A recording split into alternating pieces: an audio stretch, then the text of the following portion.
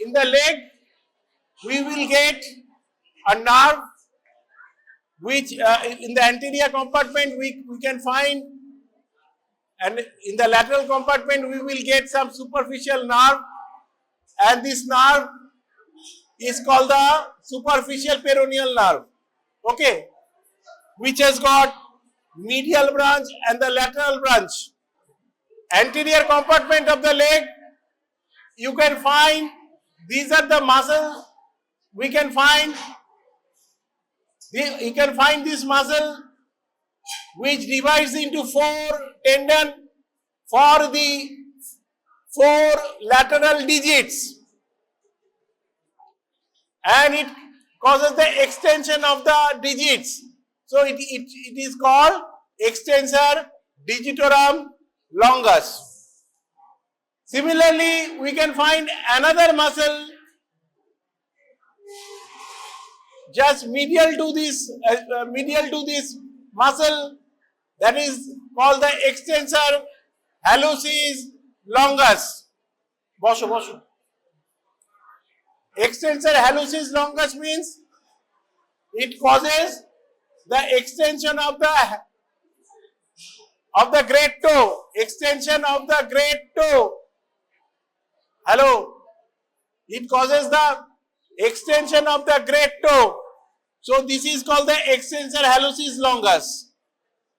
And more medially we can get another muscle which is called tibialis anterior. So from most medial to lateral we will get the tibialis anterior, then extensor hallucis longus, and more laterally we will get the extensor digitorum longus. You can see the tendons actually distally it divides into 3 slips, okay, and the middle one is attached to the middle phalanx and other 2 gets fused and gets attached to the distal phalanx. As a whole, it causes the extension of the digits, okay, the extension of the digits, so it is extensor digitorum longus. So if there is a extensor digitorum longus, we can expect another muscle, extensor digitorum brevis. We will find it in the dorsum of the foot, okay. Now in between we can see one artery and one nerve. This artery is the anterior tibial artery and the nerve is called the deep peroneal nerve. Just remember, there is one nerve which is called common peroneal nerve, which is, we can get it from the sciatic nerve, and this common peroneal nerve divides into 2 branches. One is deep peroneal nerve and another is superficial peroneal nerve. So deep peroneal nerve we can get it here. The common peroneal nerve actually divides at the neck of the fibula into 2 components. One is superficial peroneal nerve, one is deep peroneal nerve. We can see this deep peroneal nerve in the anterior compartment, and the superficial peroneal nerve we will get in the cadaver. It is on the lateral compartment, okay. That nerve also supplies the, it has got cutaneous supply, so that muscle nerve is also called the musculocutaneous nerve of the lower limb, okay. So we can get these tendons. So this is the extensor digitorum longus.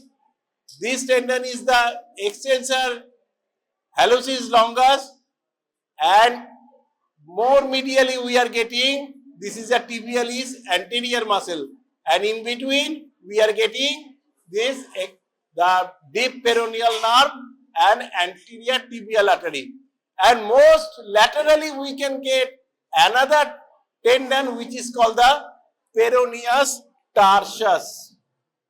We can get it here. The most laterally we can get another tendon which is called Peroneus Tertius. So this is the Tibialis anterior. We will search this muscle in the cadaver, this most medially, and then we are getting in between extensor digitorum longus and the tibialis anterior, we are getting extensor hallucis longus, and lateral to the extensor digitorum longus, we are getting this muscle which ends in tendon, which is called Peroneus Tertius. So these are the muscles of the anterior compartment of the leg. So on the lateral side of the leg, this is the anterior aspect, this is the posterior aspect, this is the lateral aspect, because this is the fibula. So fibula is a lateral bone. So in the lateral aspect we can get this is the green one is the deep fascia. This is the anterior border of the tibia, and it surrounds the leg and it ends at the posterior border of the tibia. So this is called the fascia cruris or the deep fascia of the leg. And here we can get, there are two intermuscular septum, one from the anterior border and from the posterior border of the fibula, which goes to be attached to the fascia cruris, and here we can get a separate compartment, that is the lateral compartment of the leg. And within the lateral compartment of the leg, we can get two muscles, one is superficial one is deep one. The superficial one is the Peroneus longus and this is the Peroneus brevis. And within this compartment, we can get this nerve, which is the superficial peroneal nerve. This is the superficial one. So this is the Peroneus longus and this is the deep one, which is the Peroneus brevis. We can see this is the Peroneus longus and Peroneus brevis. They form a common synovial. They are wrapped with a common synovial sheet, and this Peroneus brevis is attached at the base of the fifth metatarsal bone, whereas this Peroneus longus, it moves and it goes to be attached to the at the base of the first metatarsal and the medial cuneiform bone. So these are two muscles we will see in the lateral compartment. There are two movements we should know. This is the foot. Suppose this is the foot. Okay. This is the medial border and this is the lateral border. When the medial border is raised and the lateral border touches the ground, this is one type of movement like this, and we can get another movement where the medial border remains on the ground whereas the lateral border is elevated. So this is another movement. So continuously this movement happens without our knowledge. So this movement where the medial border is raised, okay, and lateral border touches the ground and the sole of the foot looks medially, it is called inversion. Similarly, this movement is called the eversion. Okay. The muscles of the anterior compartment, except the Peroneus Tertius, all are concerned with inversion. Whereas the Peroneus Tertius and the lateral compartment muscles, that is Peroneus longus and Peroneus brevis, they cause the eversion. Okay. So there is a balance between inversion and eversion. Both are needed. Okay.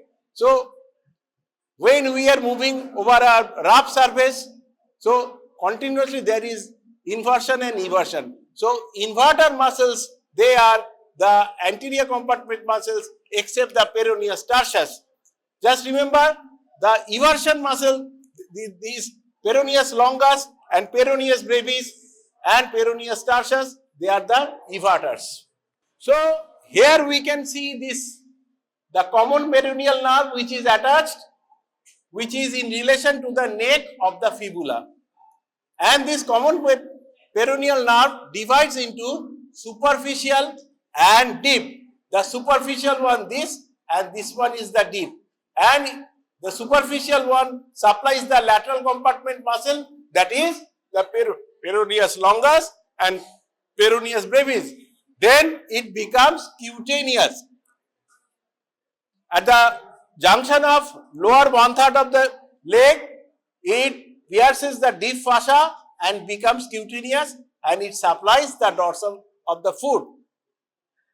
Whereas we can see the deep peroneal nerve, it enters into the anterior compartment of the leg, and it supplies the anterior compartment muscles. We can see the anterior compartment muscles. So this is the common peroneal nerve. So if there is, so what is the function? What is the function of the extension muscles? This causes the extension, and reverse on the posterior compartment muscle they cause flexion. So extension, flexion. So this extension is caused by, is held by this deep peroneal nerve. Okay, whereas this is the superficial peroneal nerve, which will supply the lateral compartment, which causes the eversion, and it's ultimately it becomes cutaneous, and ultimately it supplies this area of the foot. Okay, you can see the wave spaces. These are being supplied by the superficial peroneal nerve, except the first space, wave space, which is being supplied by the deep peroneal nerve.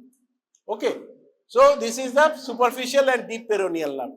So when this common peroneal nerve is affected, when there is a fracture at the neck of the fibula, when there is a fracture at the neck of the fibula, so at that moment the common peroneal nerve is affected. So both the superficial and deep, both the nerves are affected. So there will be no more dorsiflexion.